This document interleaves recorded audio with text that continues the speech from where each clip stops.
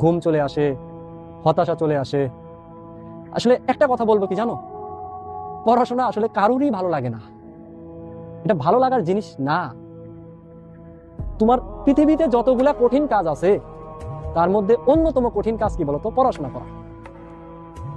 পড়াশোনা করতেছো মানে কি, দেখো এই যে তুমি কি চোখ দিয়ে দেখতেছো ক্লাস, হাত দিয়ে লিখতেছো, কান দিয়ে শুনতেছো, তুমি বসে আছো মানে রিল্যাক্সে নাই, মানে তোমার শরীরের যতগুলো অঙ্গ প্রত্যঙ্গ আছে সবগুলোই সচল থাকতে হয়।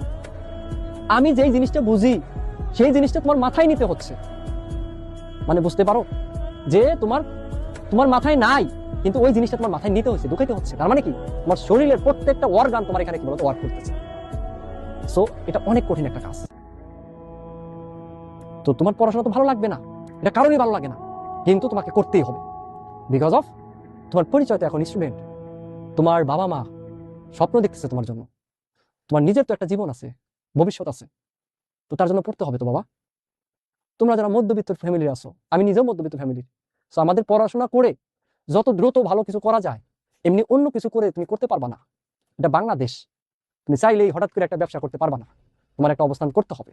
তো সেই জায়গা থেকে তোমাদের প্রতি রিকোয়েস্ট করব, প্লিজ আগামী যে সময়টুকু আছে সর্বোচ্চ লেভেলের সিরিয়াস হও। আর তোমরা যারা আমার মতো মধ্যবিত্ত পরিবারের আছো, তোমরা তোমরা এখন থেকেই একাডেমিকের পাশাপাশি অ্যাডমিশন নিয়ে একটু ভাববা।